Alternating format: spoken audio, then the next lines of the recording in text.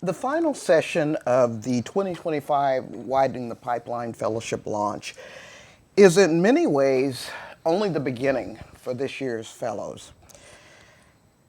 It's not only the beginning of your journey as peers in this program, but I hope it's the beginning of a more expansive vision of what's possible in your careers. And as you head back to your newsrooms, I wanted to provide you with an unparalleled level of inspiration and motivation. So to make that happen, I turned to Sonya Ross. We have the extraordinary privilege of having her join us today. Sonya is the founder and editor-in-chief of Black Women Unmuted, a digital media outlet devoted to covering the political engagement of Black women in the United States. I generally at this point tell you to just go to nationalpress.org and read the full bio. But I think in this moment, not only where we are as a country and as a group of people of color, but as journalists, that I want to read a little bit more. She founded Black Women Unmuted in 2019 after a 33-year career at the Associated Press. She's the AP's first Black woman White House reporter, and in 1999 became the first Black woman elected to the board of the White House Correspondents Association. And one of the most fascinating things, and when I first learned it, I was just like, wow. Sonya was the pool reporter aboard Air Force One with President George W. Bush during the terrorist attacks on September 11th. And in 2010, she established the specialty race and ethnicity beat at the AP, which had a sort of a tangential effect of spreading that awareness and that tragically maybe disappearing effort by media to cover diversity, equity, and inclusion. But we have here a woman who has an just expansive intellect and context and insights about where we are in this moment. In fact, in the prep call that I had with her, she got me together. I was saying, "Oh my God, well, it's a nightmare." And you did, because I was having an anxiety attack about the headlines and what was happening, and her calm and her sort of like, don't believe the hype. That was what I wanted to make sure that I said from our conversation. Yeah, we'll get into that. That attitude really just made me say, "Okay, Rachel, chill out, back up." So I wanted her to meet you all. I wanted her to send you, again, back to your newsrooms inspired, and with the belief that even though you're covering some of the most turbulent and troubling issues in your lifetimes so far, there is a way forward. So it's my great pleasure to turn things over to Sonya Ross. Thank you very much, Rachel. And everybody, you know what? Just take a minute, put your shoulders back, and straighten up if you want. I don't know how straight I can get in this chair, but we're gonna try. And we'll have a little chit chat. Can I use this chair as my prop? Are you coming back? I don't want to leave a. Yeah, okay. All right. I just like having notes. Don't mind me. Oh, and I need this clicker. Okay. So now, I know you guys see this lovely image up here. And I don't know about you, but when I saw it, I said, oh my goodness, if this doesn't capture the mood right now or what? Because for approximately 2.5 years, I've been running around inside this beltway saying things like, excuse me, but do we still have fourth estate responsibility in this country? An obligation to perform our constitutionally protected duty to inform the governed masses on the activities of the governed? Are we still doing that or what? Because We are falling down. I mean, failing. And what do we have here? The media flat on the ground while the pillars of democracy are crumbling. And yes, it is jarring and it is scary. So I said, well, I'm just going to do what I know to do, and that is follow the longstanding edict that those who fail to learn the lessons of history are doomed to relive them or doomed to repeat them. And I said, let me just dial back and see how well we are doing on learning the lessons of history. So, okay, I went back in time. And good thing I came back. But I went back in time and said, all right, we've been here before. When was the last time we were here? Sometime around 2001 when, we launched a global campaign against terrorism. And at that time, we surrendered a whole lot of our rights to privacy for the sake of the Patriot Act. And that, I don't know, who in here is at least 23 years old? Okay, so some of you might have been in utero when that happened. But that was the Bush administration's response to Al Qaeda launching a terrorist attack against this country. And so we had to fight this invisible, amorphous, ubiquitous, and clandestine enemy. And therefore, we needed to do things like submit to full body checks at the airport, take off our shoes, have the proper stamp on our driver's license. And people began doing things like using their passport to cash a check at CVS. And I'm saying, hold up. Your passport is supposed to be for leaving this country and coming back in. It's not, you shouldn't be using it for access to things that you as a citizen have a right to. So I said, well, where do we get that from? Oh, yeah, South Africa and apartheid and passbooks where people had to show a passbook to move around inside the country. So I said, all right, so we didn't learn that lesson. And then let's go back a little further.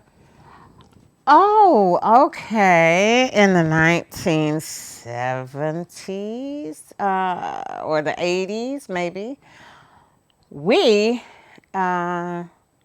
changed the way we do things in this industry when President Reagan decided we didn't need to use the fairness doctrine anymore and having conversations in media with the governed masses about what the government or the governors were doing that affect their daily lives. So out the window with, now that I've heard from you, let me hear from you.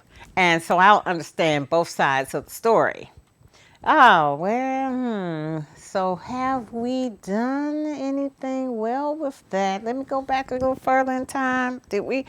Oh, the Kerner Commission in 1968 told this nation, one reason your cities blow up in riots all the time is because you don't cover those communities like you should. And we have two separate societies going on now because of your epic failure, you media people, to adequately cover communities until something happens. And there's no trust. They don't want to talk to you. And so, okay, so the response to that, well, we didn't learn from Kerner, so now we're just going to dispense with the fairness doctrine.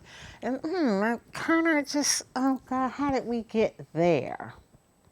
And I kept going back and back and back. And oh my God, we have failed for nearly 2 centuries.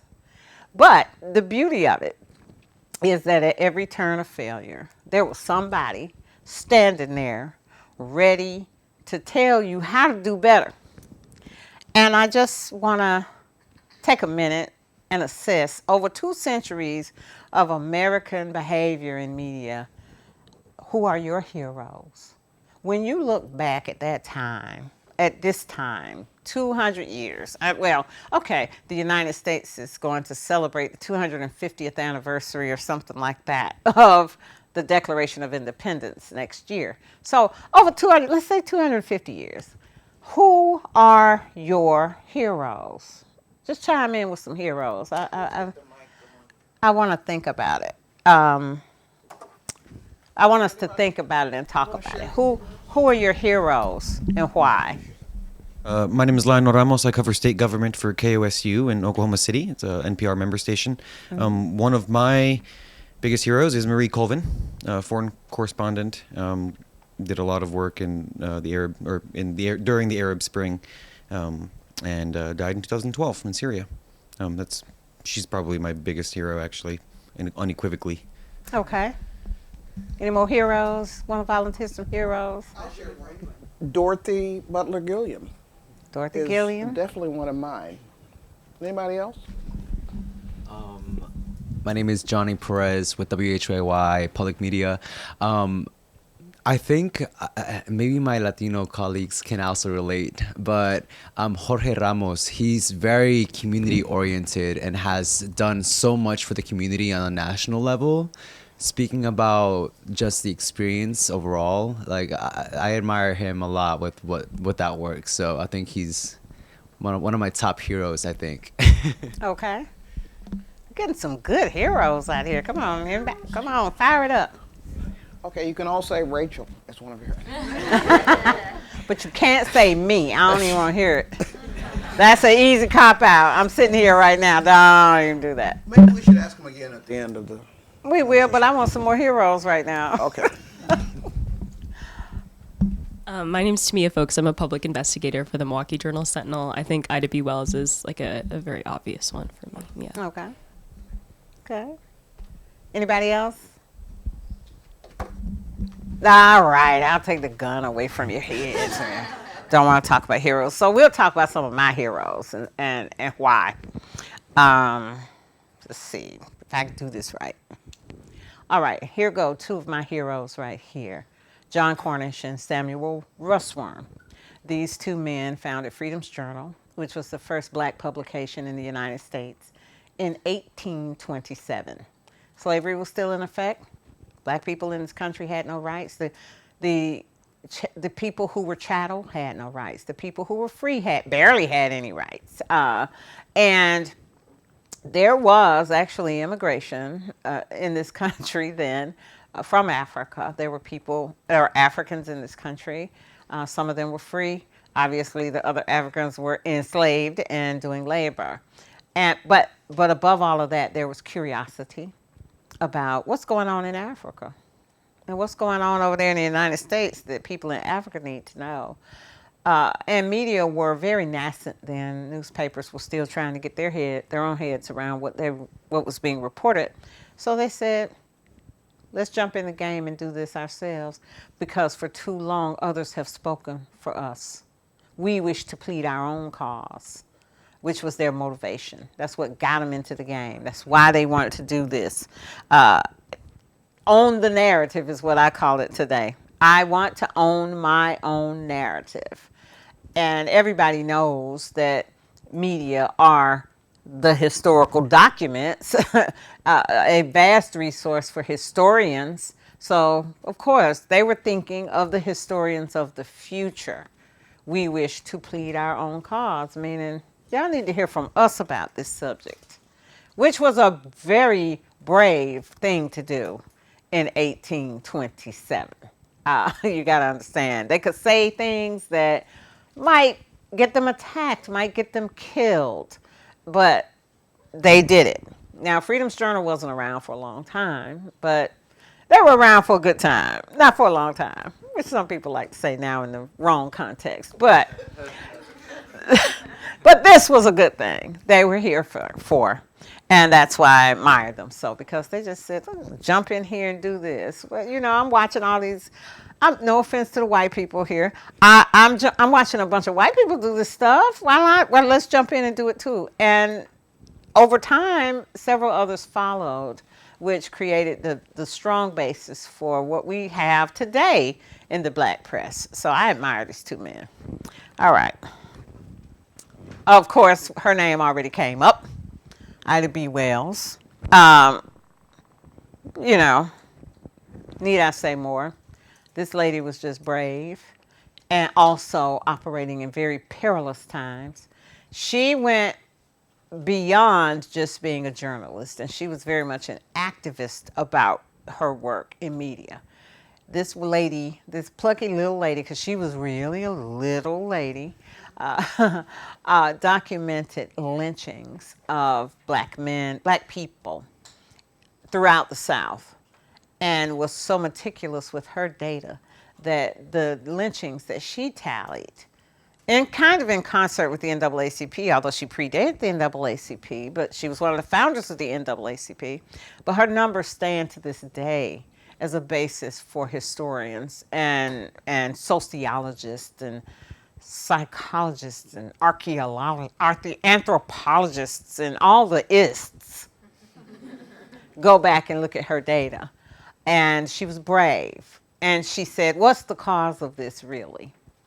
And said things that the society didn't want to hear. When a friend of hers, or maybe two friends of hers, were lynched in Memphis, Tennessee, she said some things like, you all are accusing these men who may be innocent because some of this activity that you say they did with genteel ladies was actually consensual. At which point the crowd, and she promptly went out of town to a speaking engagement, but the men of the town became incensed and burned her newspaper to the ground. And that's a huge sacrifice. It was a huge sacrifice for somebody like her. But when given the chance to tell the truth and shame the devil, as the old people like to say, she chose the truth in challenging times.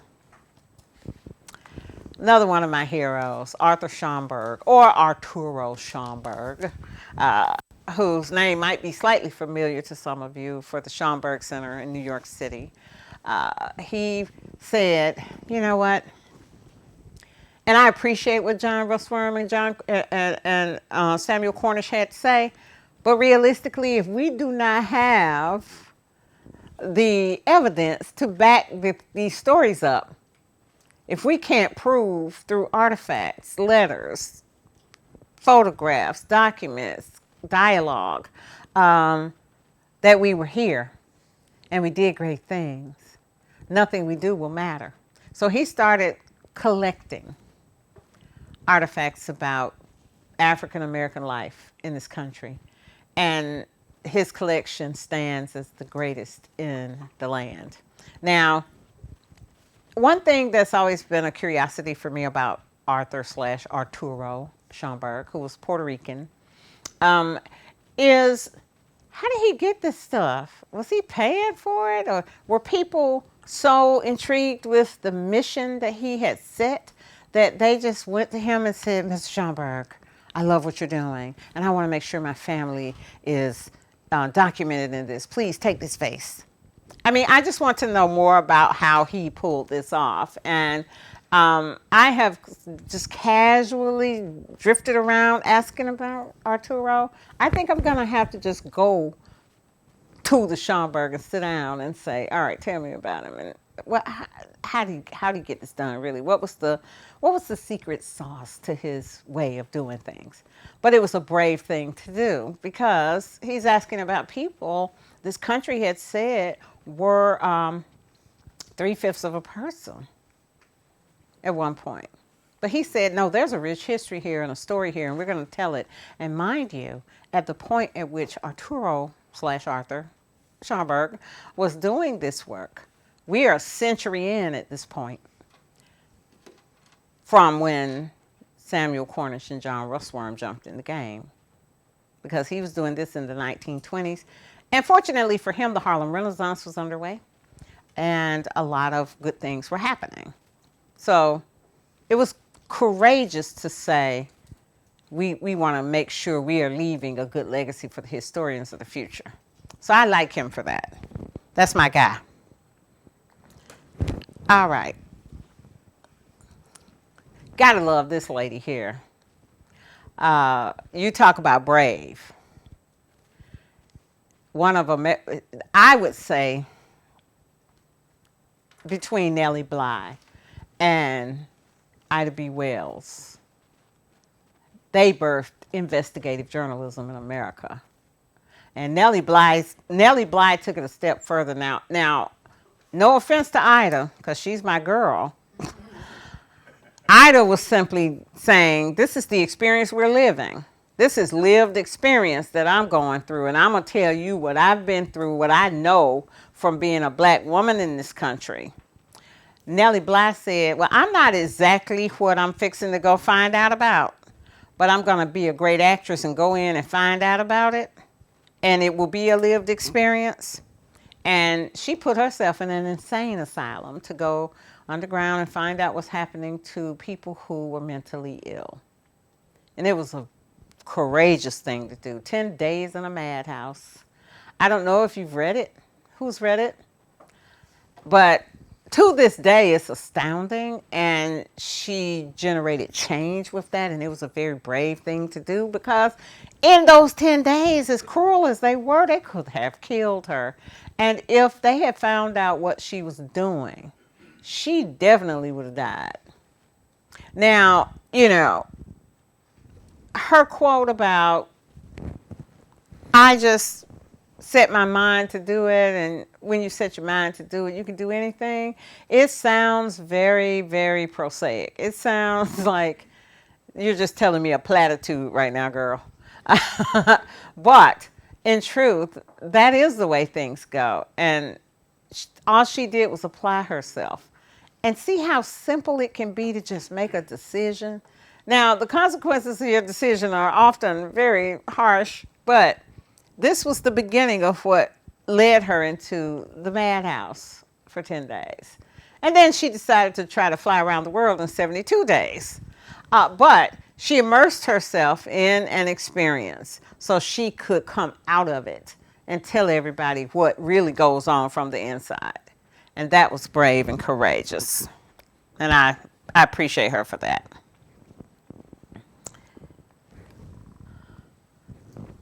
Another hero.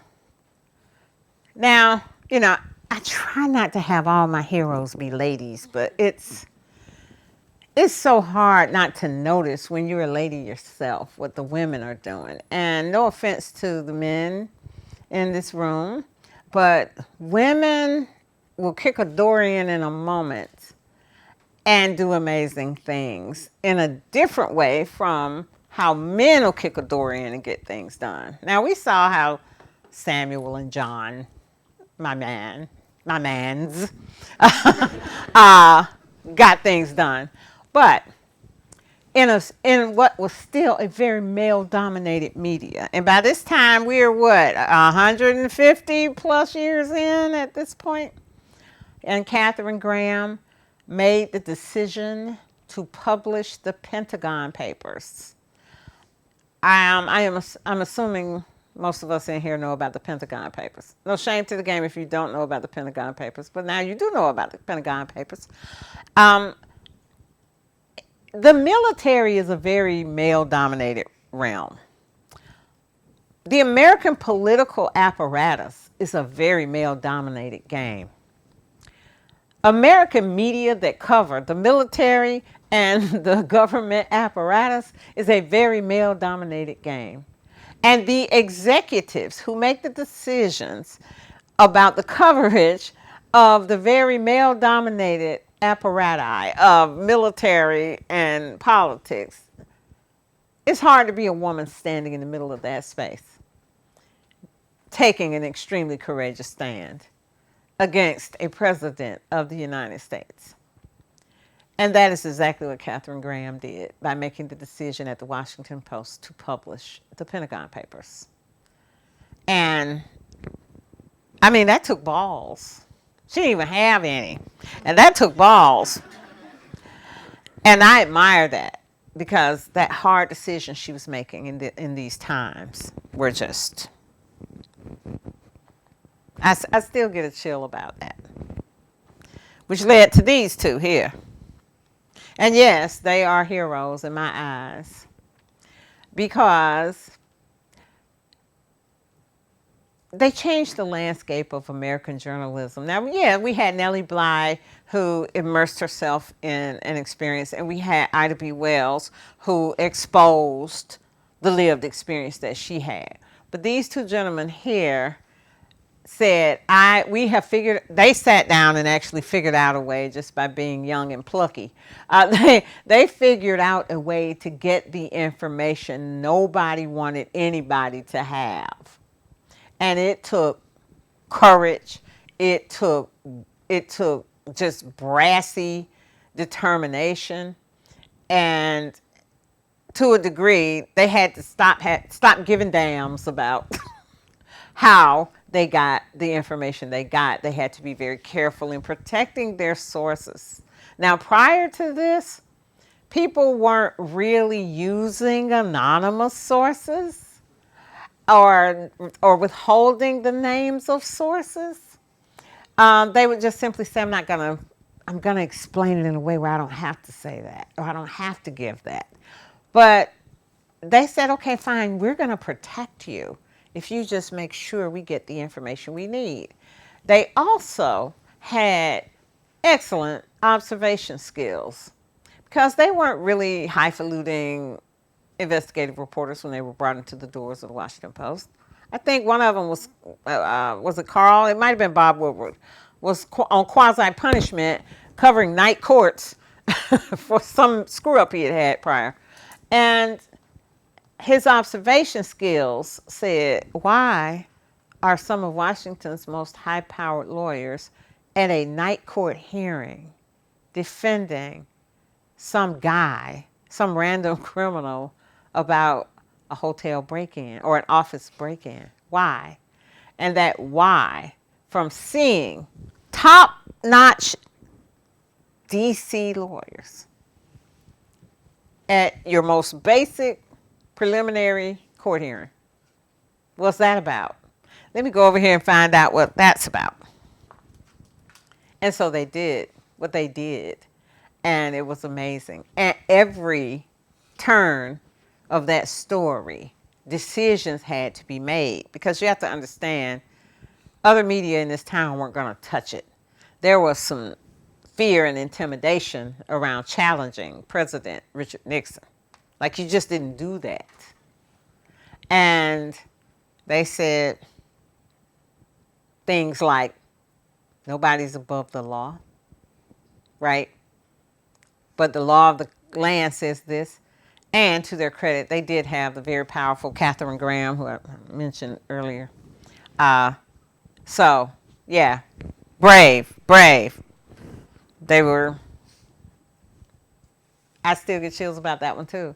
And everybody else said, oh, so that's how you do it. And now, and to this day, a lot of people want to be anonymous. They want, they glamorize it. Well, I'll meet you beside the street light wearing a trench coat in the dark, and the squirrel flies at noon, those kinds of things. As a reporter in this town, I ran across that more often than I wanted to. And I had to start saying to people things like, you won't put your name on it. What makes you think I'm going to put my name on it? If you're going to have me putting my name on this stuff, you better put your name on it, because I'm not doing that. I'm not playing that game. Well, I had to play that game in some places, so I said, if I'm putting my name on this story, you know how you get that pre-conversation with your mama at the store? Before you go inside, she says, look here. Don't touch anything. Don't ask for anything. When I put you in that cart, don't get out. I used to have those conversations with sources. Don't have me put my name on this. And it's bogus information. I'll cut you off like a hangnail. I don't want to have this. I'm not going to do that. I had to protect my name because, see, when you are coming to the table with your reputation is all you have.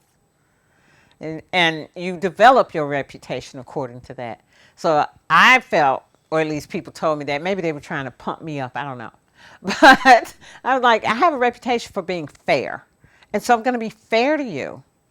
But if you screw me over with this source, there'll be some consequences and repercussions.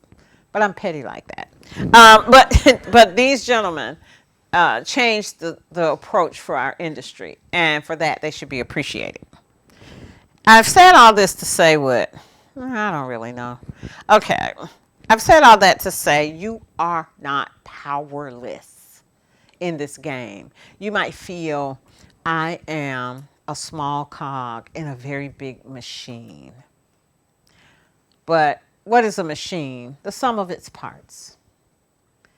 So yeah, you can stay in your lane and you can play your part, but you have power and you have agency and you have ability for the beat that you cover, for the area that you are in. All you have to do is apply some basic steps. So let's go over these basic steps. Things you have the power to do right now. Like when you leave and go back home, back to work, and you're sitting at your desk going, good God, what am I going to report this week? As you approach those subjects, bear these things in mind.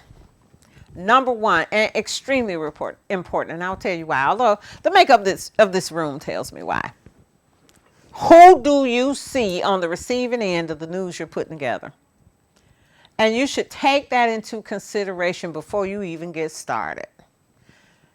Why? Because point of view matters. As Nellie Bly and Ida B. Wells taught you, lived experience says a lot, tells a lot.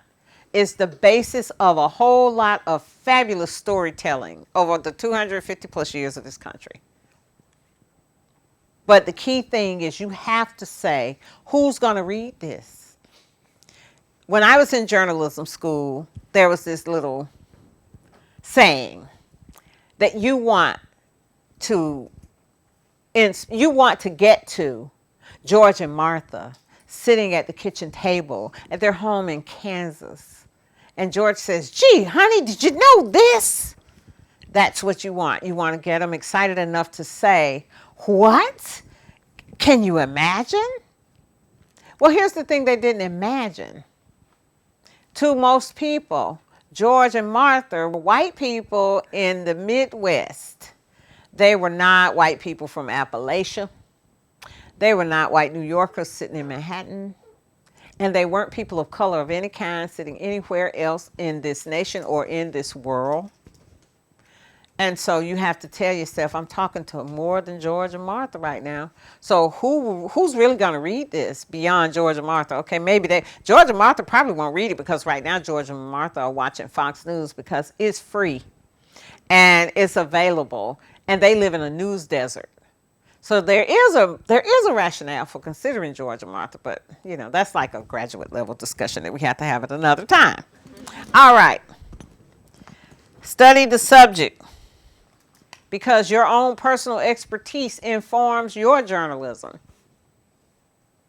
Don't put those facts out of your mind as soon as you process them and put them out there. They may be a piece of a larger puzzle. You don't know. So you got to keep a little shoebox going of the various facts and things that you're learning, because, especially if you have a beat. Because over time, that becomes your basket of expertise for you to tap. And another step later in this whole thing. All right. What else do I have up here? Oh, I haven't clicked past these gentlemen. No wonder you guys are taking such... no wonder you're taking such copious notes. I'm sorry. All right. Avoid stereotypes, success unicorns, and kitchen sink coverage. Oh, the woes of the media industry when we do these things. Stereotypes are bad. We know why. Do we have to talk about that? Not really, but we do have to avoid them. They're not worth your time. Success unicorns. This is just a personal thing for me. But when you do success unicorn stories, they're designed to not really get at anything that's newsy. They're just sort of a feel-good moment. There's nothing wrong with feel-good moments, but success unicorns also have another layer of coverage that never happens. By success unicorns, I mean, in 10 minutes, we're going to come back. We're going to interview, Richie Genius. And Richie Genius is 12 years old, and he's going to medical school in the fall. He has 15 scholarships to 27 colleges or whatever. He's a success unicorn. And we get those stories all the time because we want to believe that in America, if you just apply yourself, you too can be a success unicorn. And the problem I have with success unicorns is they create a false narrative. And there is more to the story. Does anybody ever go back and interview Richie when he's 13, 18, 22, 30? What happened to his life over that trajectory? Mm-mm. So unless you're going to do that, avoid the success unicorn. Or maybe if you're handed a success unicorn, because sometimes, you just get editors who, or news directors or producers who just say, no, we got to do this. Go look for some previous success unicorns and flesh out that story, because that would be more in keeping with the fairness doctrine, wouldn't it? Now, we moved away from the fairness doctrine just so we could have the right to be as partial and biased as we want to be. But success unicorns, there's more to that story. And if you're not going to do it, leave them alone. Kitchen sink. I hate the kitchen sink, especially on race and ethnicity coverage. The kitchen sink is minorities say this. Here's how minorities feel. And why do we need to stop doing that? Because this country is fast speeding toward the day where the minorities will, in the collective, be the majority. And this is compartmentalized community. This is not something that everybody feels the same way. Even within each race and ethnicity group, you have difference of opinion, difference of experience, different points of view, and those differences can be stories if we're allowed to think that way. But if we're piling in the kitchen sink, what does the majority that's about to, what does the minority bulbous mass that's about to become the majority feel about this? What do they feel about Trump? What do they feel about what's happening now? That's not cool, because it's not going to tell you anything.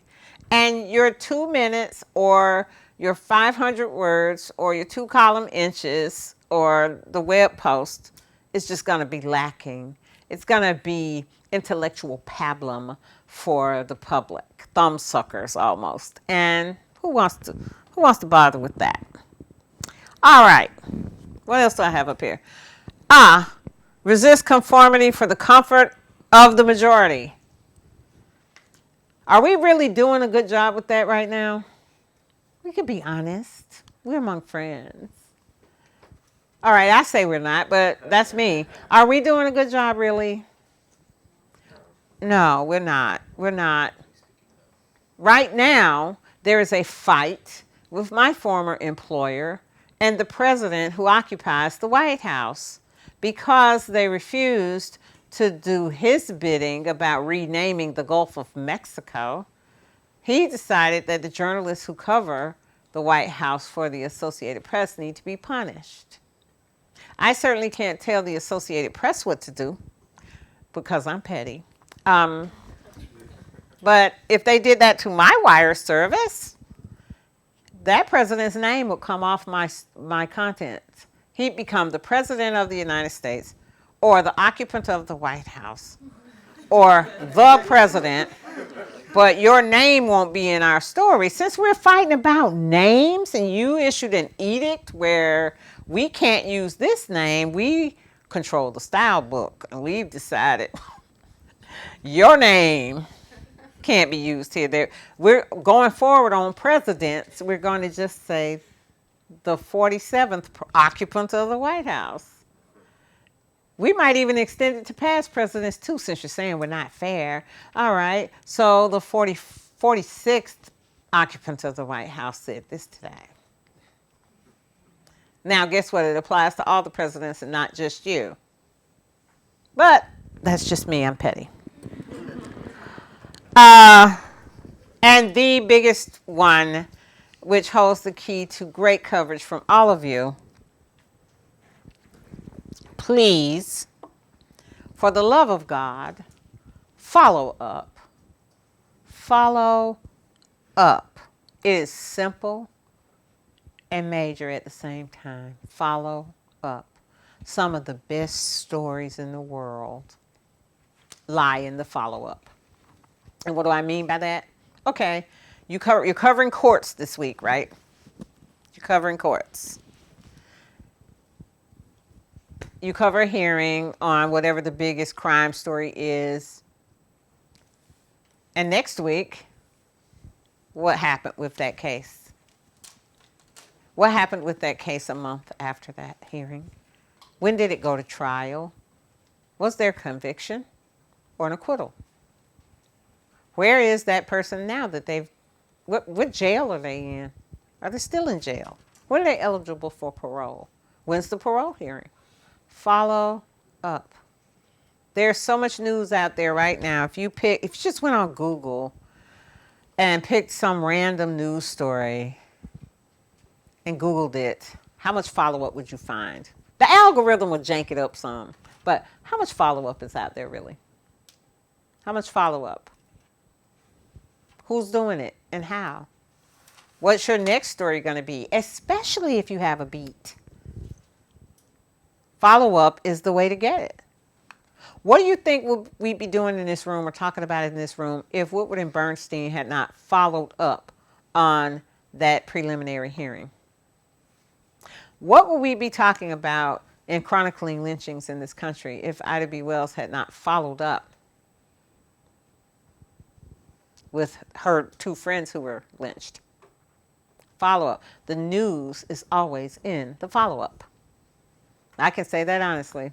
I got a whole lot of my stories back in the day because I followed up. Now, granted, we didn't have the luxury of the internet at the time, so follow-up often meant standing outside some event where you know so-and-so civil rights leader is going to be for hours. They might come outside, they might not.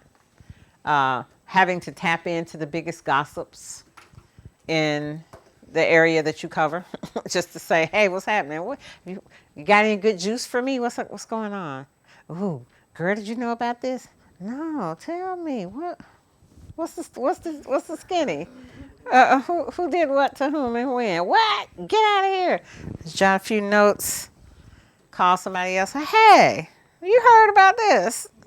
A lot of those tactics are even more easy to pull off now because we've got the Shade Room and TMZ and every cable network telling us the frivolity. There are a few other tips that are not on this list. Things such as don't be bedazzled by bright, shiny objects. Don't let a bright, shiny thing that gets wagged at you distract you from observing what else is going on around you.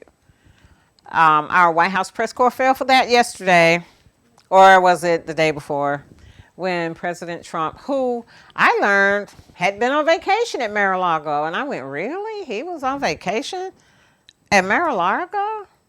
When did he go on vacation? He's only been president for what, 2-3 weeks? And he's already on vacation? But they started asking him about his remarks about the president of Ukraine, Volodymyr Zelensky. And he goes, oh, we're going to go to Fort Knox. Did you know that? Yeah, Elon and I are going to go and see if the gold reserve is still there. And they fell for it. And let him create that distraction when somebody needed to say, okay, but wait, right now, we'll get to that in a minute, but can you just answer the question? And the reporting should have been when asked a question about this, the president changed the subject. But do you then go and report about this absurd thing? Me personally, no. I'm not going to care about Fort Knox. That's an aside. So, you know, This is just a shameless plug for my own outlet, which is Black Women Unmuted. Oh, I'll take that. Thank you. I think we have time for a couple of questions. Were you going to say something else? Just shameless plug, but go ahead. Okay, go ahead, finish your shameless No, plug. the shameless plug is read us. We don't have much going on really because we're a little technologically challenged and very broke. But I do want to leave you with the words of Woodward and Bernstein, because I do think it is very, very important for you to understand that as you go forward and you've identified your heroes while you're reporting on the news, take a moment and say, if my hero X were here to talk to me about this right now, how would I explain myself? In terms of what I'm doing, and my hero says, okay, so what are you doing about this story? How do I explain myself? What would they say about the job I'm doing? To help you make the right decisions about your role and why you're here. Doesn't mean you have to go out there and be the activist and fight, fight, fight. Which I hate that slogan, but you don't have to do that. But you do have to say, there's a correct course to follow. And would I be impressive to the people who inspire me if I approach this course this way or that way? So. Did you want to play that clip? Yes, I do. I want you to listen to this and listen to what they're saying here. It's very short. It's about 3 minutes, I think. This question of what is news becomes even more relevant and essential if we are covering the President of the United States. Richard Nixon tried to make the conduct of the press the issue in Watergate instead of the conduct of the President and his men.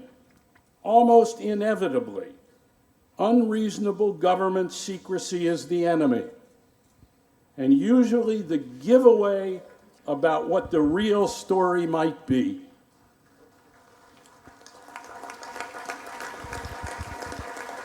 And when lying is combined with secrecy, there is usually a pretty good roadmap in front of us. Yes, follow the money, but follow also the lies. Sources are human beings whom we need to listen to and empathize with and understand, and not objectify simply as the means to get a story.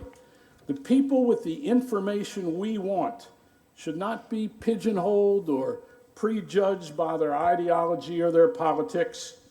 Almost all of our sources in Watergate were people who had, at one time or another, been committed to Richard Nixon and his presidency. Incremental reporting is essential. Our job is to put the best obtainable version of the truth out there, period, especially now. Bradley and the editors of the Washington Post gave us the precious luxury of time to pursue all leads, all people who might know something, even something small. Now in 2017, the impatience and speed of the internet and our own rush can disable and undermine the most important tool of journalism. Any president and his administration in Washington is clearly entitled to the most serious reporting efforts possible. We need to understand, to listen, to dig. Obviously, our reporting needs to get both facts and tone right. The press, especially the so-called mainstream media, comes under regular attack, particularly during presidential campaigns like this one and its aftermath. Like politicians and presidents, sometimes, perhaps too frequently, we make mistakes and go too far. When that happens, we should own up to it. But the effort today to get this best obtainable version of the truth is largely made in good faith. Mr. President, the media is not fake news. That's the charge that you have. This is the charge that these two gentlemen gave us in Washington media at the dawn of the 45th president's term of office. Okay? And follow the money, but also follow the lies. We're not fake news. That's their way of saying, don't believe them. Consider, what would the gambler do? You have to know when to hold them, know when to fold them, when to walk away and when to run. Sometimes you gotta run. But most importantly, you don't have the luxury to be scared. So just drop that fear now. Drop the fear. There's no point in it. All right. I'm almost speechless here. I just feel as though this year's class is positioned to do some really interesting reporting in the coming months and years. And you've just heard from someone who has the experience, who's, as I said on Monday, walked the paths already that you're walking right now. Can you join us for lunch, by the way? Can you stick around for a while? Because unfortunately, I think we're near the end of our time. Oh, sure. So I'd love for them to, if they want to ask any additional questions, to be able to talk with you. But I just want to take this opportunity to say to you, Sonya, that again, your generosity of spirit and your willingness to support NPF and the Widening the Pipeline program is extraordinary. And we are incredibly grateful. And I believe you will be sending these young people back with a certain energy and focus and purpose. And so let's take this opportunity to show Sonya our gratitude. Thank you. Thank you. Thank you. And as I've said about other speakers that we've had, she's the reason that many of us are able to do what we're doing. She set the pace. She kicked down barriers. She sat in rooms where no one wanted her to be, undermined her, underestimated her, disrespected and mistreated her. But you can see how her intellect and spirit and energy helped her rise above.